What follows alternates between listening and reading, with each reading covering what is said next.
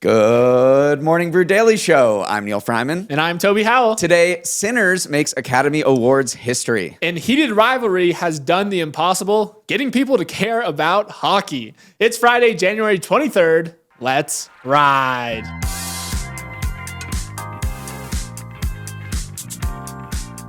Good morning and happy Friday, though we are actually recording this Thursday afternoon since we have a flight out of Switzerland in the morning. The Delta Wi-Fi isn't quite there yet to record a podcast from Extreme Basic Economy.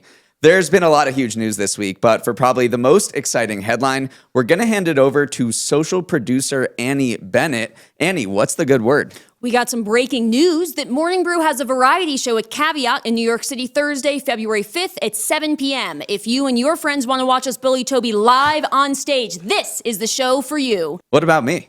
Well, Neal was frankly not invited, but that's okay because he's going to show up anyway, and we'll bully him then. So, all good. It's going to be the best video, sketch, stand-up. It's the best Morning Brew content that you can see online, but this time you can't scroll ahead when it's boring. Am I selling this well? Don't answer that. Annie, you could sell water to a fish, but please get out of our studio now.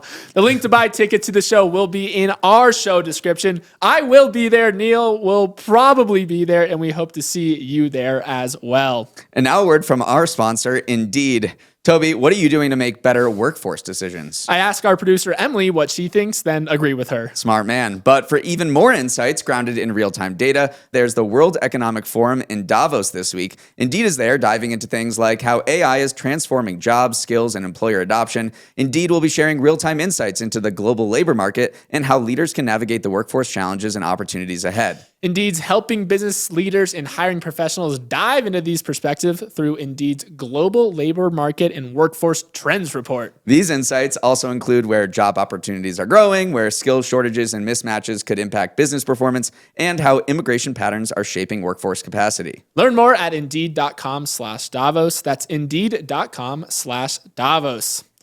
Elon Musk hates Davos. He said so himself. And yet, the world's richest man made a surprise appearance at the World Economic Forum this year, perhaps jealous of MBD's presence here as well. In an interview on the main stage, moderated by Larry Fink, Musk waxed on the future as only he can. He hyped up a world where there will eventually be more robots than people. That prediction might have something to do with the fact that he also teased the sale of Tesla's Optimus robots to the public by next year.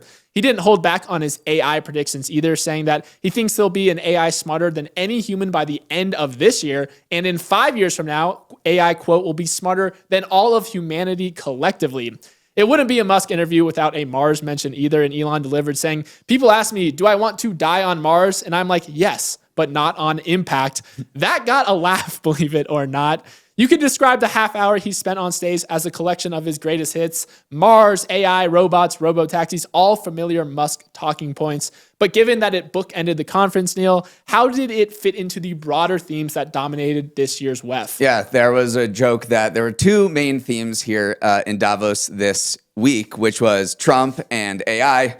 Talked a lot about Trump and the Greenland of it all and the tariffs and the schism between the United States and Europe. We haven't talked as much about AI, but everyone was talking about it this week. There was a breakout player in AI, and I want to talk about them. It's the company Anthropic. No one knew about this company a few years ago. It was just a small AI lab, and now CEO Dario Amodei is seen as one of the truthsayers or one of the prognosticators about what a future could look like with mass adoption of AI. And he is someone who is developing AI, but at the same time, quite pessimistic about the possibilities that could lead to huge economic inequality from artificial intelligence. He said that 10 million people, about 7 million of them in Silicon Valley, could, quote, decouple from the rest of society. So they would enjoy as much as 50% GDP growth while the others were left behind. He painted a picture of the overall global economy growing at 5 to 10%, which is crazy because of AI, but there would also at the same time be 10% unemployment. He said that's not a combination we've almost ever seen before. So we haven't heard that much from Anthropic over the past few years, but Dario has become one of the people that people listen to the most when it comes to prognostications about the future. And that fit very well into how the conference kicked off this year, which was Larry Fink, who is kind of running WEF this year, saying if we're not careful, AI can absolutely exacerbate the global inequality that we have seen emerge over the past few decades. Like that was a main talking point from the very beginning of the conference to the very end. There was also a couple of doomsday prognosticators in terms of will AI be a bubble or not. Brett Taylor, who is the former chair of OpenAI's board, said that AI probably is a bubble that is causing both smart money and dumb money to fund companies like crazy. So that was definitely a buzzy soundbite. Satya Nadella, CEO of Microsoft, said AI could lose its social permission if it burns too much energy without real world benefits. So those were some of the more negative sound bites that we heard. Yeah, but Brett Taylor was like, at the end of the day, he's the chairman of OpenAI. He's very bullish on AI. He's the chairman of OpenAI. And he said that however things shake out, this will be a revolutionary technology. And let's talk about our personal experience. We sat here after we recorded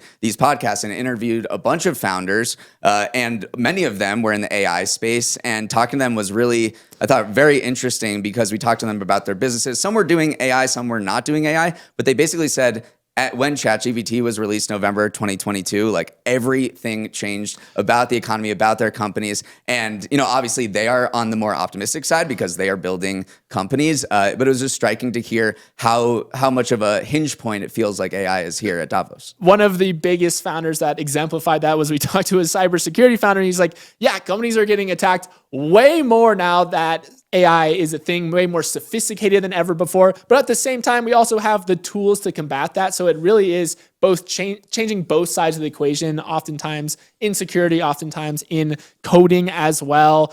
On a non-AI front too, there was some funny stuff that happened in Davos as well. One that I want to mention, French President Emmanuel Macron's aviator sunglasses were a major storyline. He wore them inside during one of his speeches, and internet sleuths kind of figured out what is this brand of sunglasses he's wearing. They're 659 euros. They're French-made frames from Maison Henri Julien, and it basically crashed the brand's website when he went on stage to wearing these things. It made me want to start wearing aviator sunglasses indoors because it's quite the look. And the company's stock was up 28%. We should be clear. He's wearing them not for the fashion statement. Maybe he is, but he also has a burst blood vessel. All right, moving on. Winner, winner, chicken Sinners. Ryan Coogler's historical vampire epic Sinners scored 16 nominations for the Academy Awards, setting a new record for the most Oscar nominations in history. The previous record was a tie between Titanic, La La Land, and All About Eve with 14 apiece. After Sinners, Paul Thomas Anderson's action roller coaster One Battle After Another received 13 nods, making those two films the big winners from the Oscar nomination announcement Thursday morning. They also share a common thread. Both Sinners and One Battle After Another are highly original, Americana-focused films with huge budgets that seem to resonate with our cultural and political moment. Who else is in the running? Well, let's head to Best Picture, the most prestigious category. Joining Sinners in One Battle are Bugonia, F1, Frankenstein, Hamnet, Marty Supreme, The Secret Agent, Sentimental Value, and Train Dreams. For Best Actor, Michael B. Jordan from Sinners and Leo from One Battle will go up against Ethan Hawke from Blue Moon, Wagner Moura from The Secret Agent, and Timothée Chalamet in Marty Supreme. For Best Actress, Jessie Buckley is the overwhelming favorite for her performance in Hamnet. Also in the running are Rose Byrne in If I Had Legs, I'd Kick You, Kate Hudson in Sing Song Blue, Renata Reinsve from Sentimental Value, and Emma Stone in Bugonia. Toby, I know one of your New Year's resolutions is to become a movie snob. Thoughts on these nominations? Well, I saw Timothée Chalamet in Marty Supreme, and I saw One Battle After Another. It gets a little dicey for me after that, but my big takeaway from this is that all these roads seem to lead back to Warner Brothers Discovery. Sinners and One Battle After Another were both produced by Warner.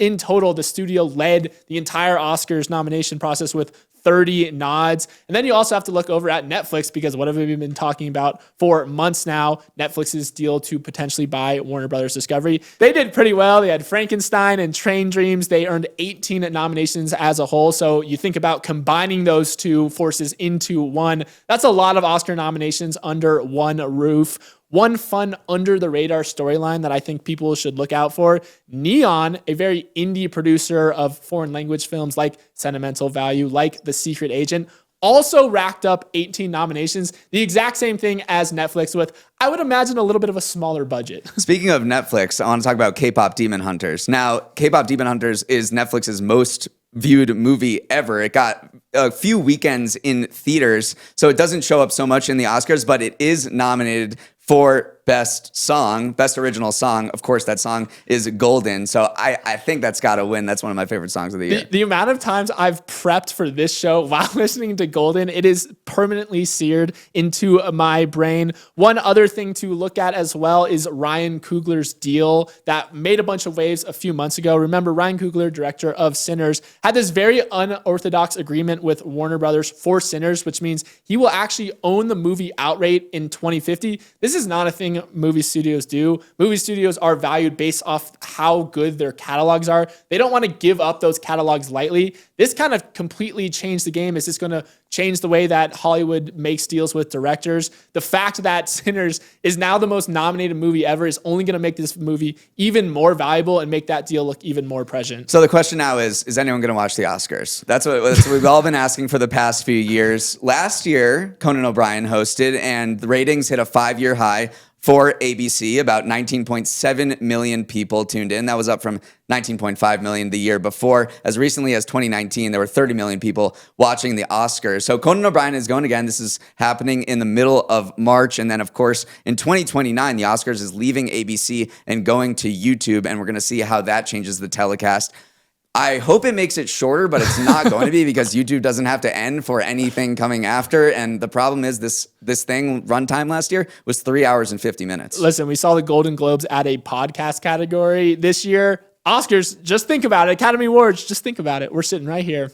Moving on, it's Stock of the Week, Dog of the Week time, the segment where we pick one stock that cooks their pasta perfectly al dente and one stock that lets those noodles get soggy. I won the pre-show game of biathlon out here in Davos, so I'm up first. And my stock of the week has been seeing hockey stick growth. It's literally the game of hockey. In the wake of the breakout HBO hit Heated Rivalry, interest in the actual game is heating up too. SeatGeek said its weekly hockey ticket sales jumped over 20% after the show first aired last year, while StubHub saw searches jump 75%, according to Bloomberg.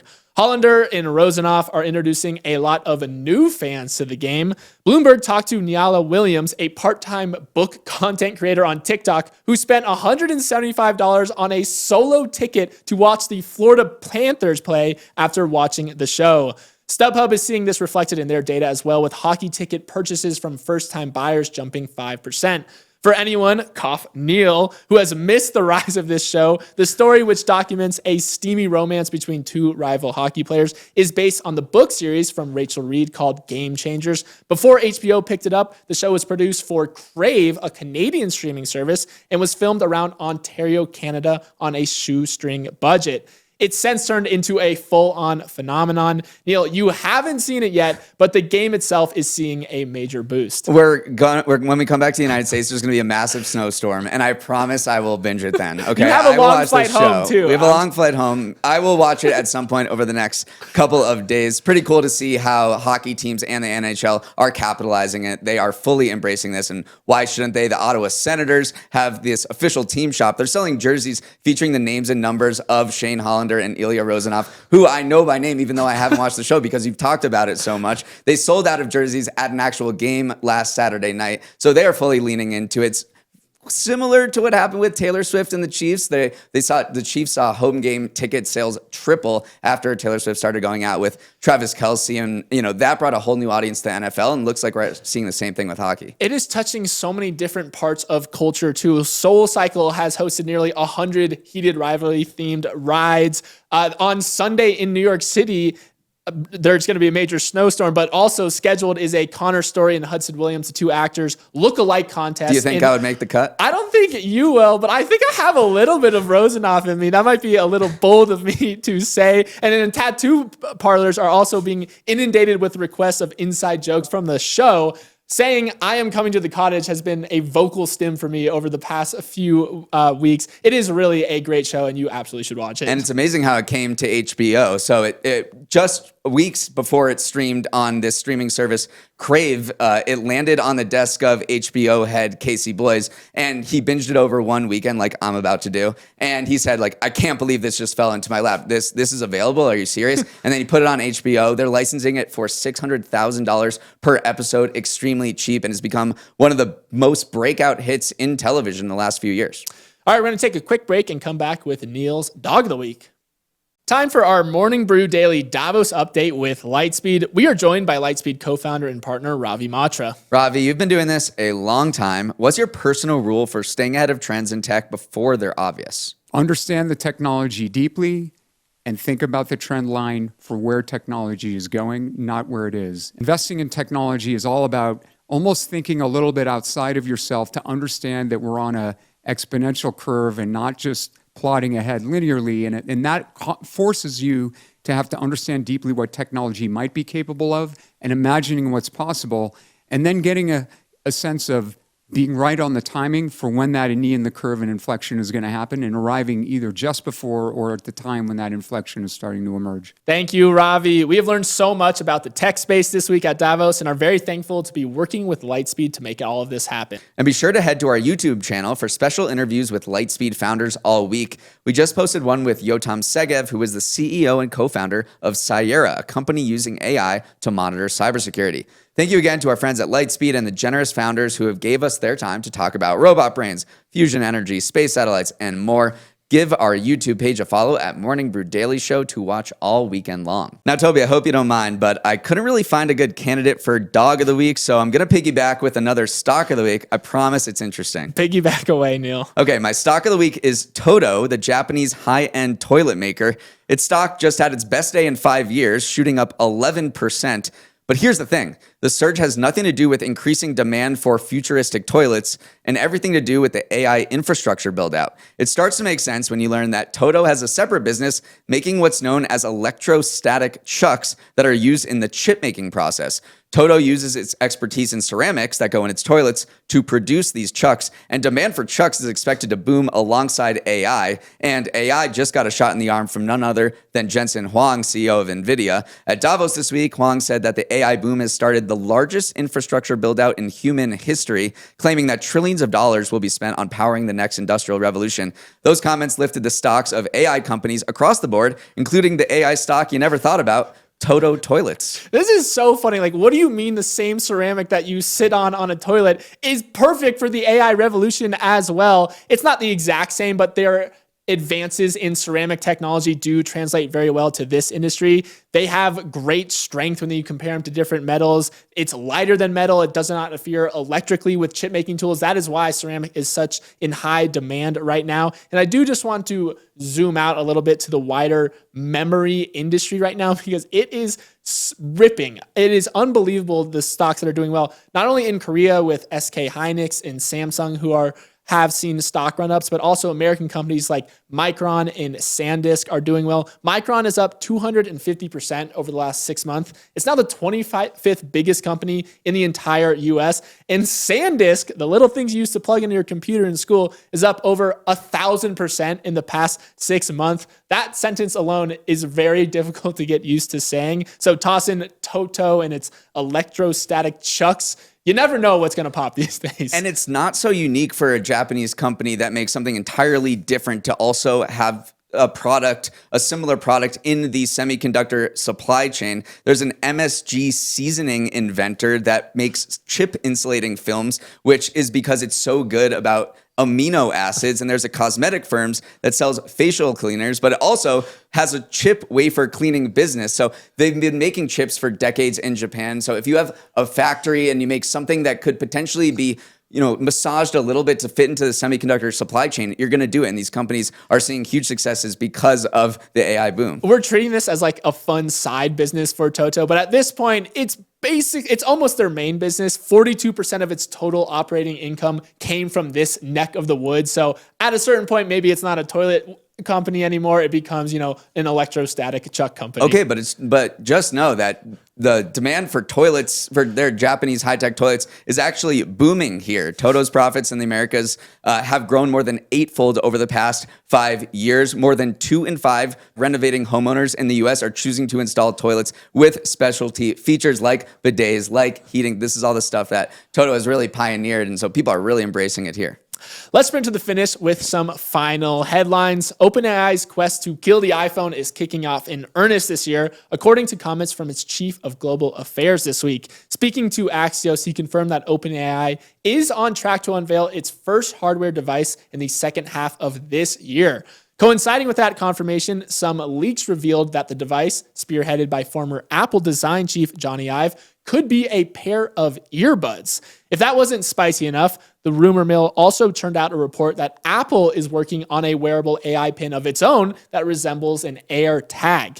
Neal, right now, AI glasses are the dominant form factor, but in the span of a few days, two totally new approaches look to be coming for our ears and our chests. Yeah, here's where big tech stands right now in terms of AI hardware. We have Google going in on glasses, Meta going in on glasses. It's been very successful so far. OpenAI, maybe earbuds, and then Apple is going with a pin. What do where do you think this shakes out? I mean, we've already seen a pin fail, so I'm a little... From two former Apple execs who created Humane. Yeah, and that company got sold for pennies to HP, so it is fascinating that Apple saw that and still is going the pin route. Maybe they have a technological leg up because they have manufactured a lot of AirTags and they are very familiar with that form factor. The earbuds is interesting. This is codename Sweet Pea. Sam Altman and co have kind of hyped this up as being a very simple device, and what's more simple than essentially an AirPod knockoff that whispers sweet nothings powered by AI into your ear. So vastly different form factor from glasses, though, which is the only thing that we've seen established. I'm curious, color me curious. I wonder what it's going to be like to always have all of the intelligence of humanity whispering in my ear. In 2 years, Toby's going to have the AI, the AI earbuds, the AI glasses, and then he's going to be wearing a pin as well. What you hear come out of my mouth on the podcast will have been filtered by a million LLMs before it reaches your ears. Next, can you guess the best-selling album of all time in the United States? I'll tell you. It's the Eagles, their greatest hits, 1971 to 1975, and it just became the first record to officially surpass 40 million units. The Recording Industry Association of America, which tracks U.S. sales and streaming equivalents, gave it the official quadruple diamond stamp, an unprecedented feat for an album that was released almost exactly 50 years ago. Fresh off making history, the Eagles are not taking it easy. They're launching their 12 final shows at the Sphere in Las Vegas tonight, which will set a record for the longest running residency at the venue. 40 million is a lot of albums. The top three is kind of a fun trivia fact. Obviously, the Eagles are in first. Runner-up is Michael Jackson's Thriller, which is 34 times platinum. A platinum means you've sold 1 million units. And then in third place, it's the Eagles once again with Hotel California, which is has sold 28 million units. It's also been interesting how certification of platinum and diamond status has changed over time, because obviously album sales are not the primary way people consume music. Streaming service is. And so if you stream an album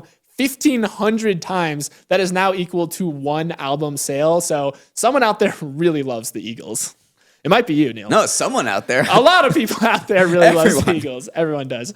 All right, finally, Alex Honnold is going to make you squirm this weekend. The rock climber of Free Solo fame is back and ready to make your hands sweat. This Friday, live on Netflix, he will climb the futuristic-looking skyscraper, Taipei 101.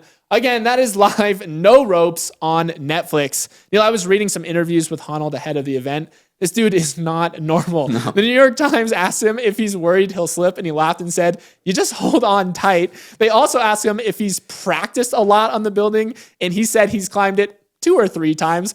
Is it 2 or 3 times, Alex? I have to know. Anyways, for Netflix, it's another foray into live entertainment, and certainly its most dangerous one yet. So Honnold's not going to be the first climber ever to ascend the skyscraper. Someone did it. Elaine Robert, who's a French rock climber, did it in 2004 when they opened this building. You got to look at this building. It's super cool. I wouldn't ever want to climb it, but I love looking at it from afar. So he did it with a rope. So Alex Honnold's going to be the first person to try without a rope. And yeah, he just is like so nonchalant about it. He said, "I don't think it'll be that extreme. We'll see. I think it's the perfect sweet spot where it's hard enough to be engaging for me, and obviously an interesting climb." What you want to pay attention to is the middle section. There's 64 floors in this section. They're called the bamboo boxes, and there's going to be overhanging climbing. And you basically go 8 floors and there's a balcony. You go 8 floors and there's a balcony. So he could kind of bail if he wanted at that section, but that's supposed to be the most challenging section. A lot of people are a little mad at Alex Honnold for even attempting this because, he's married now. He's kind of entering the next stage of his life. And they're like, why do you feel the need to do this stuff? But maybe the same way that we feel walking outside and just walking down the street, this is how he feels about climbing a building, because the holds are very predictable. It's not millimeter on a rock face. Probably compared to El Capitan, this does feel a little bit easier, but still a daredevil stunt for someone at a different part of his life now. And if you want to watch through, one hand, it'll be streamed on Netflix Friday, January 23rd at 8 p.m. Eastern, and there will be a 10-second delay, which you can read between the lines. All right, that is all the time we have. Thanks for starting our morning with us. Have a wonderful Friday and an even better weekend. If you're one of the tens of millions of people in the path of the winter storm, please stay safe. If you want to get in touch, send an email to morningbrewdaily@morningbrew.com or DM us on Instagram @MBDailyShow.